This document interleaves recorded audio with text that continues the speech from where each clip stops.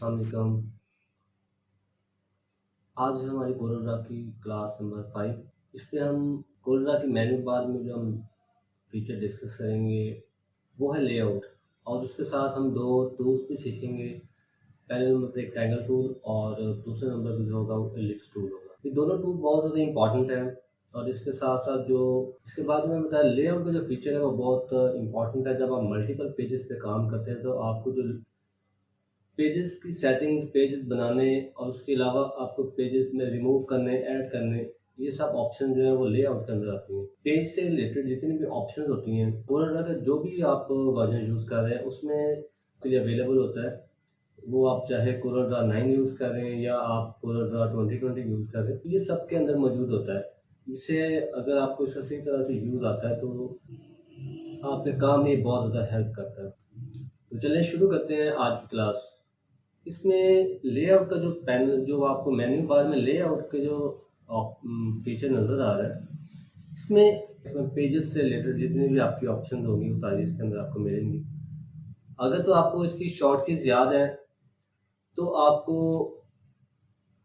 Menu bar में जाने की जरूरत नहीं होगी, लेकिन याद है तो आपको लेआउट के अंदर जाके इसको पेज ऐड करना, पेज डिलीट करना या पेज एक से ज़्यादा दफ़ा बढ़ाना जो है वो आपको उसकी ज़रूरत नहीं पड़ेगी। लेकिन अगर आपको शॉर्ट कीज़ याद नहीं है, आप मैनुअली करेंगे, एक तो इससे आपका काम का जो टाइम है वो बढ़ेगा, दूसरा जो है वो आपको बार बार जो अपने अपने माउस का जो कर्सर है आपको ऊपर लेके जाना पड़ेगा, फिर आपको जहाँ पे आप वापस ड्राइंग विंडो के अंदर आप काम कर रहे हैं वहाँ पे लेके आना पड़ेगा। तो एक तो कुछ शॉर्ट कीज़ मैं आपके साथ आज शेयर करूँगा, और दूसरा जो है वो दो टूल्स को आज हम सीखेंगे। पहले नंबर पे होगा रेक्टेंगल टूल और दूसरे नंबर पे जो है वो है एलिप्स टूल।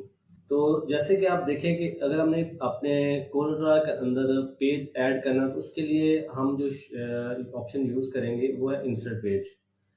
तो अगर आप मैनुअली मेन्यू बार के अंदर जाके आप इसको पेज एंटर, के लिए आपको यहाँ से पेज ऐड करना, अपने आपको कीबोर्ड पे आपको पता है कि आपने कैसे पेज ऐड करना है, तो वो बहुत इजी है। उसके अलावा अगर आपने पेज ऐड करना है तो अपने कीबोर्ड से आपने पेज डाउन की प्रेस करना है और उसके बाद आपने पेज ऐड कर देना है, जैसे कि मैं अभी आपको करके दिखा देता हूँ। अगर आप लेआउट में से पेज ऐड करेंगे, इंसर्ट पेज के ऑप्शन पे क्लिक करेंगे तो आपको सामने एक पेज, इंसर्ट पेज की जो है वो विंडो नज़र आएगी। आपको जितने आपको पेजेस चाहिए, एक से ज़्यादा चाहिए तो आप उतने तादाद, उतनी वैल्यू लिख देंगे। 5 चाहिए तो आप 5 लिख देंगे, 2 चाहिए तो 2 टाइप कर देंगे। उसके बाद आपको आपसे वो पूछता है कि आपने आफ्टर पेज ऐड करना है या बिफोर। तो इसमें आपने दोनों ऑप्शन में से सिलेक्ट करनी है। बाज़ दफ़ा क्या होता है कि हमें पेज आफ्टर ऐड करना होता है, बाज़ दफ़ा हमें उससे पहले ऐड करना होता है। तो ये आपके काम की नौइयत के हिसाब से ये ऑप्शन यूज़ करनी पड़ती है।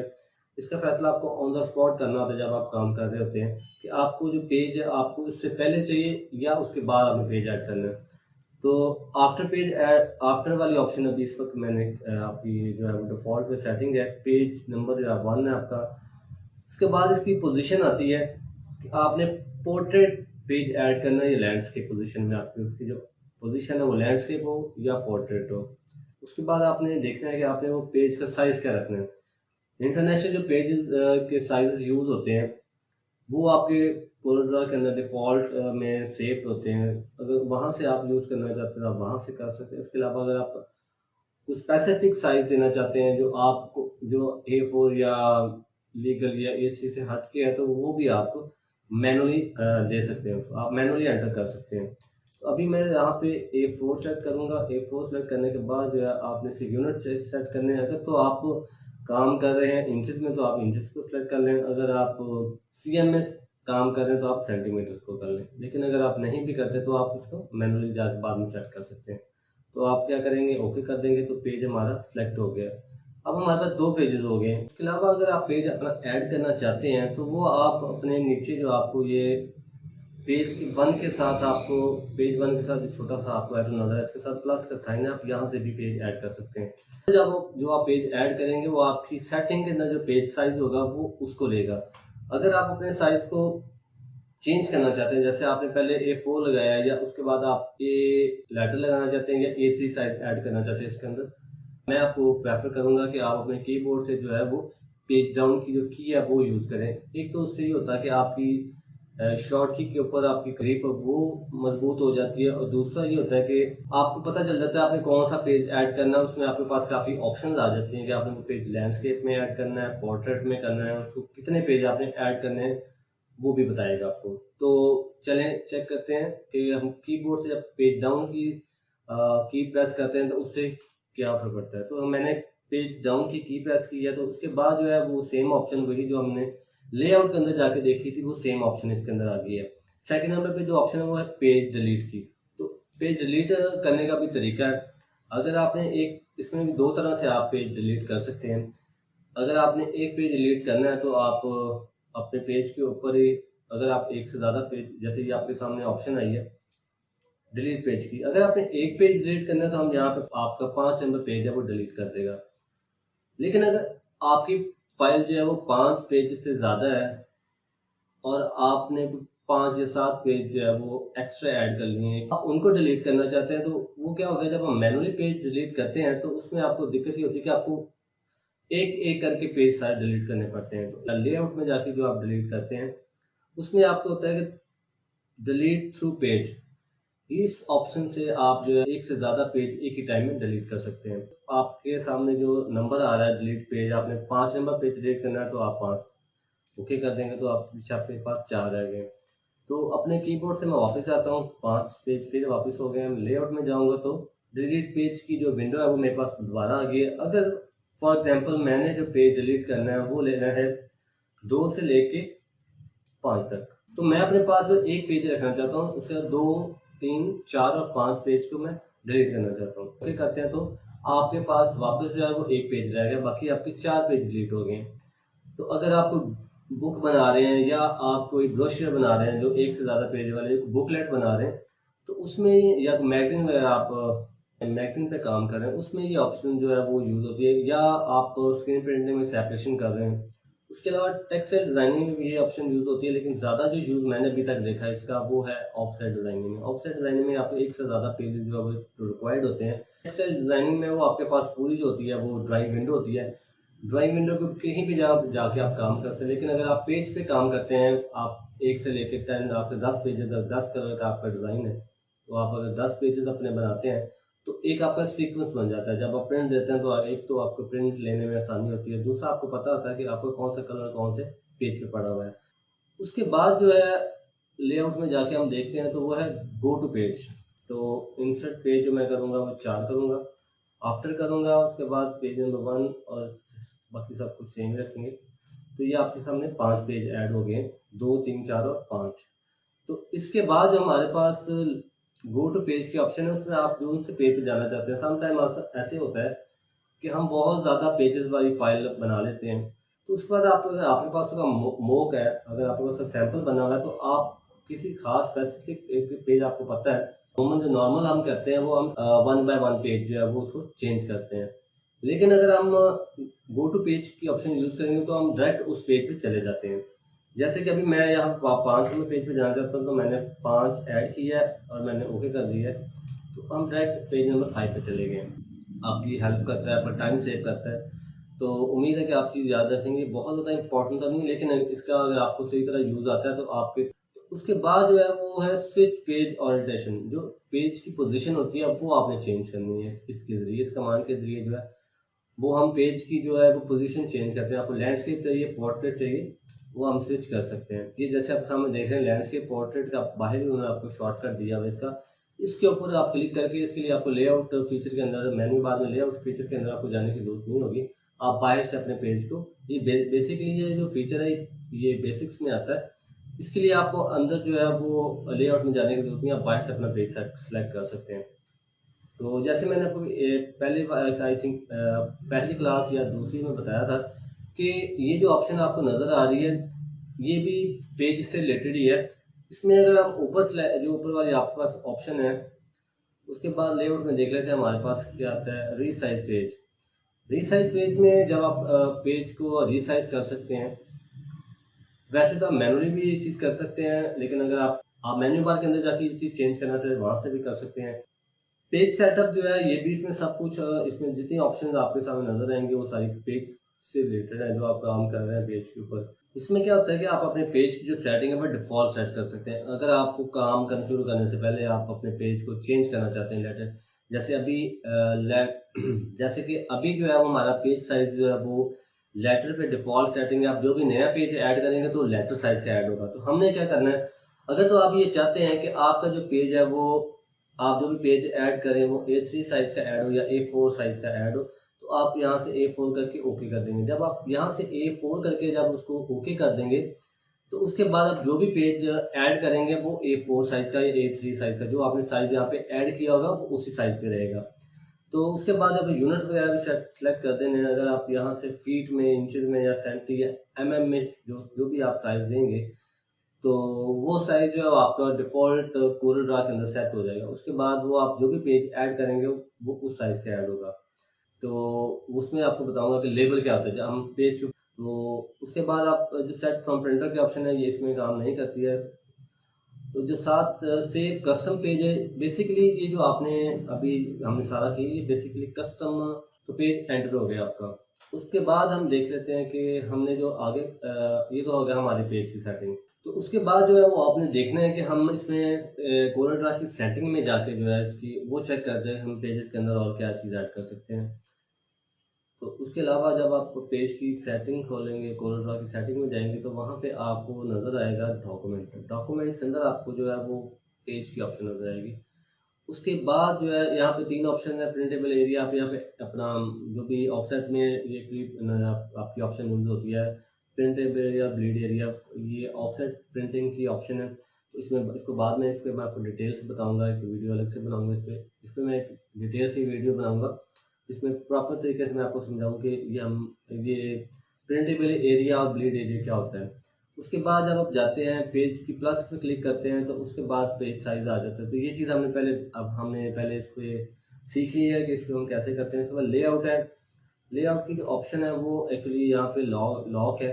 तो ये अभी 9 है। इसके बाद जितने भी वर्जन्स हैं कोरल ड्रा के, आई थिंक वो 12 या 13 के बाद ये सारी ऑप्शन जो है वो अनलॉक हो जाती है। तो लेबल वाली भी नॉर्मल पेज आपका यहाँ पे ऑन नहीं है। उसके बाद जो ऑप्शन आती है वो बैकग्राउंड की है। आप अपने पेज के ऊपर बैकग्राउंड दे सकते हैं अपनी मर्ज़ी का। तो अगर आपको नो बैक अभी इस वक़्त जो है हमारी आपको जो नज़र आ रहा है वो नो बैकग्राउंड है। तो सॉलिड करना, आपने कोई और कलर देना चाहते हैं, लाइक जैसे आप ग्रे देना चाहते हैं, तो आप ग्रे कलर दे दें। ये ग्रे कलर पेज ऐड हो गया। अब ये क्या है, जो भी आप पेज ऐड करेंगे आगे उसके ऊपर ये कलर ऐड होता जाएगा। इसकी जगह पे हम जब देखते हैं इसकी एक हम टूल अब जो सीखेंगे वो है रेक्टेंगल टूल और इलिप्स टूल। ये दोनों टूल बहुत ज़्यादा अहम है। अहम इस लिहाज से कि इसकी मदद से हम काफ़ी ज़्यादा शेप्स बनाते हैं। बाज़ दफ़ा हम इनकी मदद से हम और काफ़ी चीज़ें जो है वो बनाते हैं। इसकी जो शॉर्ट की है वो कीबोर्ड से F6 दबाएंगे तो आप रेक्टेंगल टूल सेलेक्ट कर लेते हैं। अपने माउस से आपने लेफ़्ट क्लिक प्रेस करना है। लेफ़्ट क्लिक प्रेस करने के बाद जो है वो आपने जितना आपको चाहिए आप वो लगा सकते हैं। आप एक एंड आपका लॉक हो जाएगा, जो नीचे वाला आपका एरिया होगा वो आप उसको एक्सपेंड करके जहाँ आपको लगे कि यहाँ पे ठीक है, वहाँ पे आपने रुक जाना है। उसके बाद जो इसी जगह पे रहते हुए आपने अगर शिफ्ट दबाना है तो आपका वो जो है वो चारों तरफ से बढ़ेगा। उसका मतलब होता है कि प्रोपोर्शनली उसे कहते हैं हम, प्रोपोर्शनली बड़ा करना या छोटा करना कहते हैं। उसके अलावा अगर आप कंट्रोल दबाते हैं, कंट्रोल दबाने का फ़ायदा ये होगा आपको कि जो बॉक्स आप लगा रहे हैं उसकी जो विड्थ होगी वही उसकी हाइट वो कंप्यूटर ऑटोमेटिकली बनाएगा। वो आपका शेप आपकी ख़राब नहीं होगी। ऐसा नहीं होगा कि आपकी जो विड्थ है वही आपकी विड्थ कुछ और हो जाए और हाइट कुछ और हो जाए। तो ये चीज़ें आपने याद रखनी है। शिफ्ट और जो आपका है कंट्रोल, ये 2 चीज़ें आपको रेक्टेंगल टूल और एलिप्स टूल में जो है ये आपके काम आएँगी, बहुत ज़्यादा इम्पोर्टेंट है। अगर आप शिफ्ट प्रेस करते हैं तो आपकी जो शेप है वो चारों तरफ से बड़ी होती है, ठीक है? वो उसको आप जो है अपनी मर्ज़ी से छोटा-बड़ा, उसमें क्या है कि आपके चारों कॉर्नर जो है वो चारों कोने हैं वो बड़े होते हैं।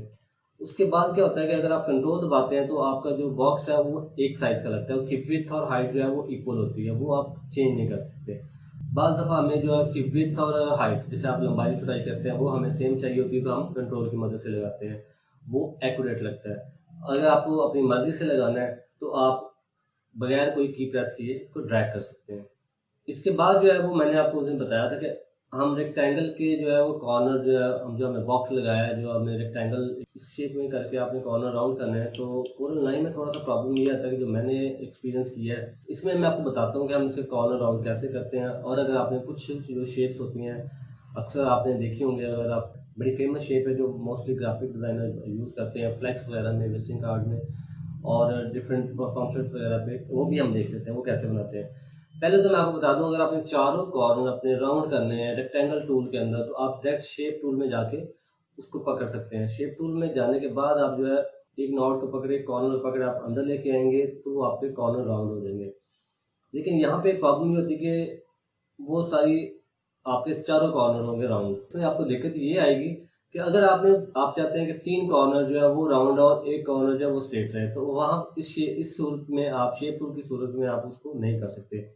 उसमें क्या करना होगा हमें कि इस जो लॉक है इसको अनलॉक करना होगा। उसके बाद ये आप टॉप वाला ऊपर वाला कॉर्नर है, ये नीचे वाला कॉर्नर है, ये लेफ्ट वाला कॉर्नर लेफ्ट टॉप है, ये लेफ्ट बॉटम है, ये राइट टॉप है, ये राइट बॉटम है।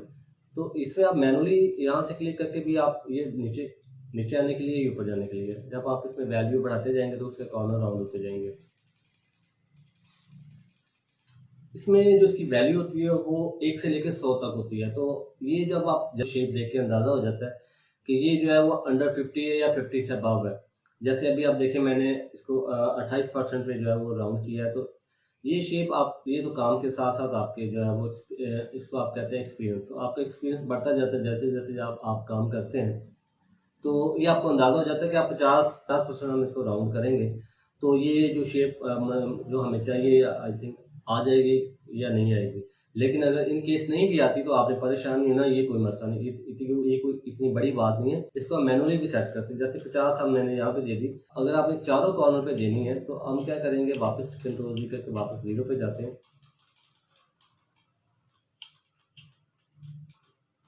ये 0 पे चले गए। उसके बाद आप लॉक कर दें। अगर आप 58 को देते हैं तो वो चारों कॉर्नर पे अप्लाई हो जाएगा। जो आप एक साइड पे देंगे वैल्यू वो ही चारों कॉर्नर पे अप्लाई हो जाएगी। तो इसके बाद जो है वो ये चीज़ तो होगी क्लियर। इसके बाद यही चीज़ हमारी सेम जो है वो डिमेंशन में यूज़ होती है। जब हम किसी चीज़ की डिमेंशन लगा रहे होते हैं, अगर आपने एक चीज़ से अगर आपने उसको विड्थ दे दी है और आप चाहते हैं हाइट जो है वो ऑटोमेटिकली कंप्यूटर जनरेट करे, तो आप लॉक कर देंगे उसको। विड्थ भी मैनुअल दें और हाइट भी मैनुअल दें, तो आप क्या करेंगे, उसको अनलॉक कर देंगे। अनलॉक करने के बाद क्या होगा, आपको दोनों चीज़ें उसके लिए ऐड करनी पड़ेंगी उसकी वैल्यू के अंदर। वो अगर आप नहीं एक साइड से करेंगे तो आपकी शेप खराब हो जाएगी। ये हो गया आपका रेक्टेंगल टूल। उसमें क्या करते हैं, हम अनलॉक कर देते हैं और यहाँ से हम उसको दे देते हैं 75% और उसके ऑपोजिट जाके हम उसको 75 देते हैं। तो ये जो शेप है ये बेसिकली ऑफसेट डिज़ाइनिंग में, ब्रोशर पम्फलेट्स वगैरह पे बहुत ज़्यादा यूज़ होती है, कैलेंडर्स वगैरह पे भी। तो वो एक्चुअली इस तरह बनती है। आई होप कि आपको रेक्टेंगल टूल के बारे में सारी चीज़ें क्लियर हो गई होंगी। रेक्टेंगल टूल जो है वो क्लियर हो गया। अब हम चलते हैं एलिप्स टूल के ऊपर। कंप्यूटर की शॉर्ट की यूज़ करनी है, वो है F7। F7 जब आप अपने कीबोर्ड से प्रेस करेंगे तो आप डायरेक्ट जो है वो एलिप्स टूल में चले जाएंगे। तो एलिप्स टूल के लिए भी वही फार्मूला जो रेक्टेंगल के लिए। अगर आप उसकी वैल्यू सेम रखना चाहते हैं, आप चाहते हैं कि जितनी उसकी विड्थ हो उतनी ही हाइट हो, जिसे हम कहते हैं बेसिकली एक्यूरेट शेप जो होती है वो ये बनती है। जैसे कि मैंने अभी इसको दिया है 1 इंच बाय 1 इंच। तो ये जो शेप है ये बेसिकली इसकी एक्यूरेट शेप है। इसको यूँ करते हैं, बाद आपको ये शेप भी चाहिए होती है कि ओवल शेप है। अगर तो आपने विड्थ और हाइट इसकी सेम रहे, जो विड्थ है वही इसकी हाइट है, तो आपने कंट्रोल दबा के वो अपनी माउस के लेफ्ट क्लिक को प्रेस करके रखना है और आप इसको ड्रैग करते जाना है। उसके बाद जो है वो आप इसको छोड़ेंगे। तो जब आपने वापस पिक टूल में जाना है, बाद अगर आपने ये लगा लिया है, इसके बाद अगर आप चाहते हैं कि इसमें ये 100% है, अगर आपको इसमें 75% चाहिए तो आप इसको क्लिक करेंगे, आपको खाली आउटलाइन चाहिए तो आप इस पर क्लिक करेंगे। अब वो आपकी जितना बड़ा साइज़ करेंगे वो चारों तरफ से बड़ा हो जाएगा। आज के लिए इतना ही। मेरा आज का लेक्चर पसंद आया होगा। इसमें आप लोगों ने बिल्कुल परेशान नहीं होना। 9 से मेरा शुरू करने का मकसद ये है कि मैं आपकी बेस बना दूँ।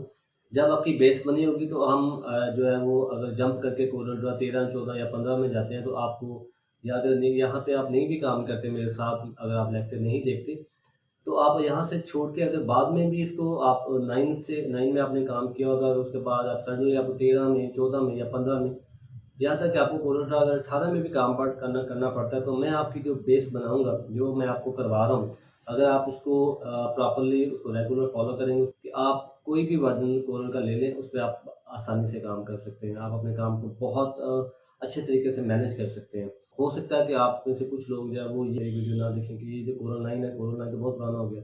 लेकिन कोरल 9 से मेरा स्टार्ट करने का मकसद सिर्फ़ इतना है कि आप लोगों की जो है वो बेस पे थोड़ा-सा मैं काम कर दूँ। उसके बाद वन बाय वन जितने इसके वर्जन हैं, अभी जो मैं जिस यूज़ कर रहा हूँ वो कोरल ड्रा 20 है। तो हम जो है वो 20 तक जाएँगे, उसमें सारे जो भी नए फीचर्स ऐड किए होंगे उन्होंने, हम वन बाय वन इसमें क्या है कि 9 जो है वो आपकी बेस है। बेस को क्लियर करने के बाद जब हम आगे वाले वर्जन की तरफ जाएँगे, कि अगर कोई भी चीज़ आपको बनानी पड़ती है किसी कोरल ड्रा के वर्जन में, तो आपको जो है आपको पता हो कि ये वाले ऑप्शन इसमें है या नहीं है। तो आज के लिए इतना ही। इसके अलावा अगर कोई चीज़ आप पूछना चाहते हैं ग्राफिक डिज़ाइनिंग से रिलेटेड, सॉफ्टवेयर से रिलेटेड, आप मेरी वीडियो में कमेंट करके पूछ सकते हैं। अल्लाह हाफ़िज़।